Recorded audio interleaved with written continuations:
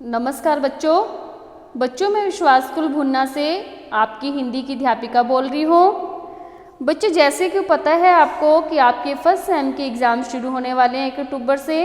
मैं आपको बार बार कहती हूँ कि आप अपने एग्ज़ाम्स की तैयारी रखो, लर्निंग का वर्क साथ साथ करो। आज ये आपके इस बुक व्याकरण की बुक का लास्ट टॉपिक है।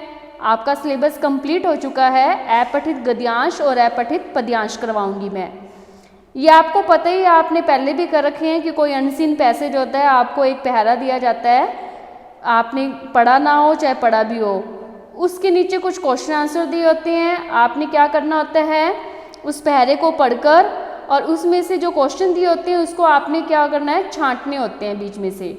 ठीक है बच्चे, तो आज हम शुरू करते हैं। जो एक और है आपके लिए इम्पॉर्टेंट बात कि आज के इससे आगे मैं आपकी रिवीजन स्टार्ट करवाऊंगी और जितना भी रिवीजन वर्क आपका 1 वीक के अंदर हो जाया करेगा वो जूम मीटिंग में मैं सारा सुना करूंगी।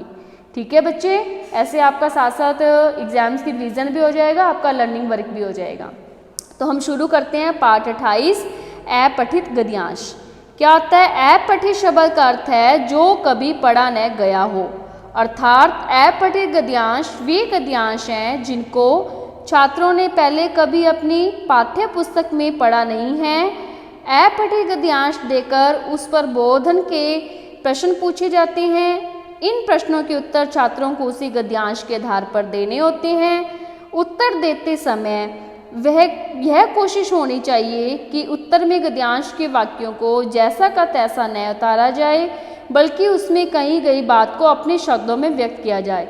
तो क्या कह रहे हैं कि जो स्टैंजे में आपको लाइन दी होती है उसको सेम एज इट इज़ वैसे मत राइट किया करो, उसको अपनी सेंस में बनाने की आंसर की कोशिश किया करो। ये मतलब आपको कह रहे हैं।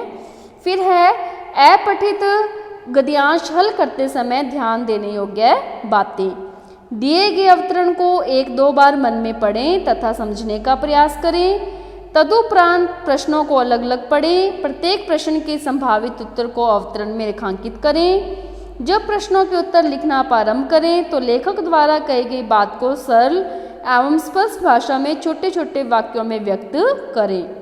जो भी कहना हो कम से कम शब्दों में कहें और यदि शीर्षक देना हो तो कम से कम किसी रफ पेज पर सोचकर 2-3 शीर्षक लिख लें। फिर उनमें से जो सबसे अधिक उपयुक्त लगे उसे उत्तर के रूप में लिखें। यदि प्रश्नों के उत्तर के लिए विकल्प दिए गए हैं तो सबसे अधिक सटीक उत्तर हो उसे टिक करें।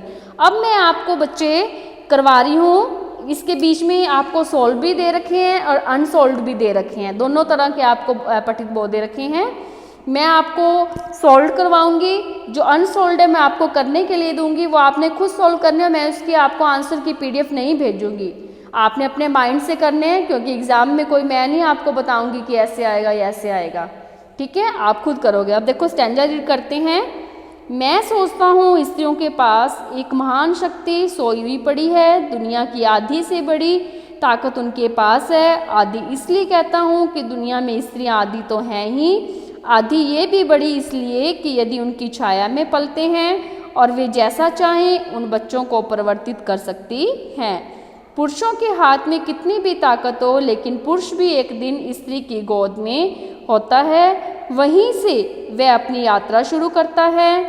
एक बार स्त्री की पूरी शक्ति जागृत हो जाए और वे निर्णय कर ले कि किसी प्रेम की दुनिया को निर्मित करेगी, जहाँ युद्ध नहीं होंगे, जहाँ हिंसा नहीं होगी, जहाँ राजनीति नहीं होगी, जहाँ राजनीतिज्ञ निर्मित नहीं होंगे और जहाँ जीवन में किसी भी तरह की बीमारियाँ नहीं होंगी, तो संसार का कल्याण हो जाए। जहाँ भी प्रेम है, जहाँ भी करुणा है, जहाँ भी दया है, वहाँ स्त्री मौजूद है। इसलिए मैं कहता हूँ कि स्त्री के पास आधी से ज़्यादा बड़ी ताकत है और वह 5000 वर्षों से बिल्कुल सोई हुई तथा सुप्त पड़ी है। नारी की शक्ति का कोई उपयोग नहीं हो सका है, विषय में यह उपयोग हो सकता है। उपयोग होने का एक सूत्र यही है कि स्त्री यह तय कर ले कि उन्हें पुरुषों जैसा नहीं बनना है। जैसे कि उपयुक्त गद्यांश को पढ़कर निम्नलिखित प्रश्नों के उत्तर लिखिए। जैसे आएगा, दुनिया की आधी से अधिक ताकत स्त्रियों के पास किस प्रकार है? तो आंसर आएगा, जनसंख्या की दृष्टि से विश्व में आधी संख्या तो स्त्रियों की है और साथ ही वे माँ की भूमिका का निर्वाह भी करती हैं और बच्चे उनके संरक्षण में पलते हैं। स्त्रियां जैसा चाहें उस रूप में उनको बदल सकती हैं। अतः कहा जा सकता है कि आधी से अधिक शक्ति स्त्रियों के पास है। ख भाग है, पुरुष एक दिन स्त्री की गोद में होता है, वहीं से वह अपनी यात्रा आरंभ करता है। और वाक्य का क्या आशय है? तो इसका आशय है कि हर पुरुष को जन्म देने वाली स्त्री होती है, उसका लालन पालन एक स्त्री की गोद में ही होता है। पुरुष अपने जीवन में कहीं भी पहुंच जाए, पर उनके जीवन की यात्रा माँ की गोद से ही प्रारंभ होती है। तीसरा है, स्त्रियों की कौन सी शक्ति सोई पड़ी है? नारी की शक्ति उसके वे गुण हैं जो पुरुष से भी भिन्न करते हैं। ये है प्रेम, करुणा और दया। लेखक के अनुसार जहाँ ये गुण है वहाँ स्त्री की सत्ता विद्यमान है। फिर है आपका, यदि स्त्री शक्ति जागृत हो जाए तो लेखक उनसे क्या क्या अपेक्षाएं करते हैं? अगर स्त्री की सोई हुई शक्ति जागृत हो जाए, लेखक की अपेक्षाएं हैं कि स्त्री प्रेम की दुनिया का निर्माण करे, ऐसी दुनिया जहाँ कोई किसी से युद्ध न करे, जहाँ हिस्सा न हो, गंदी राजनीति न हो और जीवन में बीमारियां न हो। लेखक के अनुसार नारी शक्ति का प्रयोग किस प्रकार हो सकता है? लेखक के अनुसार नारी शक्ति के उपयोग का एकमात्र सूत्र है कि स्त्री यह तय कर ले कि उसे पुरुष जैसा नहीं बनना है, क्योंकि पुरुषों में अहंकार, घृणा, हिंसा आदि विद्यमान है। गद्यांश का उपयुक्त शीर्षक लिखिए। शीर्षक है नारी की सोई हुई शक्ति। ये देखिए बच्चे, अब आपको क्या है, स्टैंजा सेकंड भी ये आपको दिया हुआ है। ये देखो बच्चे, ये आपको सेकंड स्टैंजे के देखो कि क्वेश्चन आंसर भी दिए हुए हैं और आपको इसके आंसर भी दिए हुए हैं। फिर आपको ये देखो स्टैंजा नंबर आपको 3 भी दिया हुआ है और ये जो 3 स्टैंजा है ये पूरा यहाँ तक हुआ है। और इस स्टैंजे के फिर आपको देखो क्वेश्चन आंसर फिर आगे दे रखे हैं आपको इसके भी, ठीक है। ये आपके सोल्ड वाले दे रखे हैं बच्चे। आगे देखो, फिर इसके बाद आपके प्रश्नोत्तर तथा बहुविकल्पीय प्रारूप आ जाएगा। किस तरह से आपके आएंगे ये, आपके इस तरह से भी क्वेश्चन आ सकते हैं, जैसे कि आपको क्वेश्चन दिया होगा और उसके आगे यानी कि आपके 4 ऑप्शन दिए होंगे। आपने क्या करना है, उन्हीं ऑप्शनों में से एक का जो आपको सही लगे उत्तर वो टिक करके आपने यानी कि टिक करना है जो आपको सही लगेगा, ठीक है। इस तरह से दिए होंगे। फिर आपके देखो बच्चे, यानी कि आपको कुछ ये भी देखो, ये भी इसी तरह है, आपको दिया हुआ है। पहले आपको 1 to 5 मैंने दिए थे, वो सोल्ड आपको दिए हुए थे इस बुक में, ठीक है, वो आपको दिए हुए हैं, उसके आंसर भी दिए हुए हैं, क्वेश्चन भी दिए हुए हैं। अब ये देखो है, आइए अभ्यास करें। निम्नलिखित गद्यांशों को ध्यानपूर्वक पढ़िए और प्रश्नों के उत्तर दीजिए। ये आपको देखो दे रखे हैं, ये आपको अनसोल्ड दे रखे हैं बच्चे, पहला पैरा। फिर आगे देखिए ये आपका दूसरा पैरा है। अब ये देखो बच्चे, ये आपको दे रखे हैं 1 to, पहले आपको 5 सोल्व दे रखे थे, उसके क्वेश्चन आंसर बीच में ही थे। अब ये देखो 1 to 5 हैं आपके, ये अनसोल्ड हैं बेटे, ठीक है। ये आपने खुद ही सोल्व करने हैं, खुद ही सोल्व करने हैं। मैं आपकी इसको पीडीएफ नहीं भेजूंगी, मैं सिर्फ आपको इनकी स्टैंजो की पीडीएफ भेजूंगी जो आप खुद सोल्व करोगे। इसके आंसर आप राइट खुद करोगे, क्योंकि एग्जाम में कहीं से भी मैं डाल सकती हूँ, ये जरूरी नहीं है कि आपकी बुक में जो आया होगा वही डालूंगी। ये 1 to 5 आप खुद सोल्व करोगे इसके क्वेश्चन आंसर। पहले हमने अपठित गद्यांश किया था, यानी कि उसमें क्या आता था आपका लेसन की रीडिंग का, यानी कि एक स्टैंजा आता था। अब हम करेंगे अपठित पद्यांश। इसमें क्या होता है, पोइम आती है आपकी बेटा, कविता आती है, कविता का स्टैंजा आता है, उसमें क्वेश्चन आते हैं, वो उसमें से आपको कविता में से ढूंढ कर लिखने होते हैं आंसर इसके। देखो क्या है, अपठित पद्यांश पद्यों के अंश हैं जो पाठ्य पुस्तक से संबंधित नहीं हैं। अपठित पद्यांश छात्रों में पढ़ने और भाव ग्रहण करने की क्षमता को बढ़ाता है। इससे छात्रों की लेखन कला का भी विकास होता है, क्योंकि उन्हें पद्यांश समझकर अपने शब्दों में उत्तर देने होते हैं।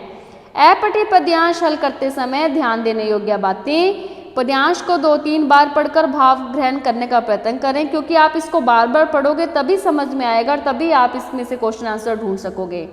तदुपरांत यानी कि उसके पश्चात प्रश्नों को पढ़कर कविता में से उत्तर की संभावित पंक्तियों को रेखांकित करें। प्रश्नों के उत्तर लिखते समय भाव को ध्यान से रखें। सरल एवं स्पष्ट भाषा का तथा छोटे छोटे वाक्यों का प्रयोग करें। शीर्षक लिखते समय कोशिश करें कि वह छोटा और पद्यांश से संबंधित हो। जैसे कि मैं आपको अब एक पद्यांश करवा रही हूँ, ठीक है। देव है तुम्हारे कई उपासक, कई ढंग से आते हैं, सेवा में अमूल्य भेंट वे कई रंग की लाते हैं, धूमधाम से साजबाज से मंदिर वे आते हैं, मुक्ता मणि बहुमूल्य वस्तुएं लाकर तुम्हें चढ़ाते हैं। मैं ही गरीबनी ऐसी जो कुछ साथ नहीं लाई, फिर भी साहस कर मंदिर में पूजा करने चली आई। मैं कैसे स्तुति करूं तुम्हारी, है स्वर में माधुर्य नहीं, मन का भाव स्पष्ट करने को वाणी में चातुर्य नहीं। नहीं दान है नहीं दक्षिणा, खाली हाथ चली आई, पूजा की विधि नहीं जानती फिर भी नाच चली आई। पूजा और पुजापा प्रभुवर इसी पुजारिन को समझो, दान दक्षिणा और निछावर इसी भिखारिन को समझो। मैं उनके प्रेम की प्यासी हृदय दिखाने आई हूँ, जो कुछ है बस यही पास है इसे चढ़ाने आई हूँ। अब आपका देखो इसमें फर्स्ट क्वेश्चन क्या है, कवित्री के अनुसार अनेक उपासक मंदिर में किस तरह से आते हैं। आंसर है कवित्री के अनुसार अनेक उपासक अपने देवता को भेंट चढ़ाने के लिए धूमधाम और साज-बाज के साथ आते हैं और तरह तरह की बहुमूल्य वस्तुएं, हीरे मोती आदि से बने आभूषण तक चढ़ा देते हैं। अब क्वेश्चन नंबर 2 है, भक्त के रूप में कवित्री का क्या वर्णन कीजिए, कवित्री का वर्णन कीजिए। कवित्री एक गरीब महिला की प्रतिनिधि बनकर आई है, जिसके पास देवता पर चढ़ाने के लिए कुछ भी नहीं है। वे न पूजा की विधि जानती है और न ही दान दक्षिणा लाई है। तीसरा प्रश्न है, एक भक्त के रूप में कवित्री ने किस प्रकार देवता के सामने अपनी लाचारी व्यक्त की है। कवित्री वस्तुतः गरीबों का प्रतिनिधित्व कर रही है और वे देवता के सामने उस गरीब को लाचारी व्यक्त कर रही है कि न तो उनके स्वर में माधुर्य है, न ही उनकी वाणी में वैसी चतुराई है जो धनवान लोगों के पास होती है। पुजापा से क्या तात्पर्य है, पूजा सामग्री। लास्ट क्वेश्चन है, प्रस्तुत पद्यांश का उच्च शीर्षक क्या है। क्या हो सकता है, इसका उच्च शीर्षक हो सकता है गरीब की पूजा। अब ये देखो बच्चों, आपको सेकंड स्टैंजा दे रखा है, ये भी आपको सोल्ड दे रखा है बच्चे। अब ये देखो आपको ये थर्ड स्टैंजा है, ये भी आपको इसमें सोल्ड दे रखा है। ये आपने खुद पढ़कर और खुद इसके आंसर देखने हैं कि क्या आंसर आए हुए हैं। अब ये देखो जो आपने करना है अभ्यास, अब कहता है ये आइए अभ्यास करें, ठीक है। मीन्स ये आपने खुद सॉल्व करने हैं, इसके आपके सिर्फ आपको स्टैंजे दे रखे हैं बच्चे और क्वेश्चन दे रखे हैं, आंसर आपने खुद करने हैं। देखो बच्चे, ये आपका स्टैंजा फर्स्ट है और ये देखो ये आपका स्टैंजा सेकंड है। अब ये देखो आपके ये जो ब्लू कलर के दिखा रखे हैं, ये आपके जो पेज नंबर 256 पे स्टैंजा आया था सेकंड, उसके ये क्वेश्चन है और आप इसके क्वेश्चन खुद सॉल्व करोगे, रफ नोटबुक में कर लेना चाहे। ये आपका थर्ड अनसॉल्व्ड आपका स्टैंजा है, ये देखो। और नीचे देखो आपके आगे ये क्वेश्चन आंसर भी दे रखे हैं, ठीक है बच्चे। ये आपको 3 अपठित पद्यांश के 3 आपको सॉल्व दे रखे हैं, जिनमें से मैंने एक आपको करवा दिया, मैंने स्टाइल बता दिया आपको, और 3 ही यानी कि अनसॉल्व दे रखे हैं जो आपको अब मैंने दिखाए हैं 1 2 3। ये आप खुद फाइंड आउट करोगे, इसकी मैं PDF भेजूंगी, सिर्फ स्टैंजो की भेजूंगी, आपने खुद फाइंड आउट करना है उसमें से देख के रफ नोटबुक पर, क्योंकि आप अपने आप ही प्रैक्टिस करोगे तभी आपको इनके बारे में पता चलेगा ना। अगर प्रैक्टिस नहीं करोगे तो आपको कैसे पता चलेगा बच्चे, ठीक है। आपने ये पहले भी कर रखे हैं, मैं ये बुक वाले पेपर में नहीं डालूंगी, मैं आपको बार बार कह रही हूँ, मैं अपनी तरफ से कहीं से भी कोई स्टैंजा डालूंगी ताकि आपकी नॉलेज बढ़े, आपको पता लगे, क्वेश्चन आंसर आपको छांटने आए। तो बच्चे आपने पेपर की तैयारी भी साथ साथ करते रहनी है ताकि आपके अच्छे अंक आ सकें और आपकी अच्छी पोजीशन आ सके। धन्यवाद।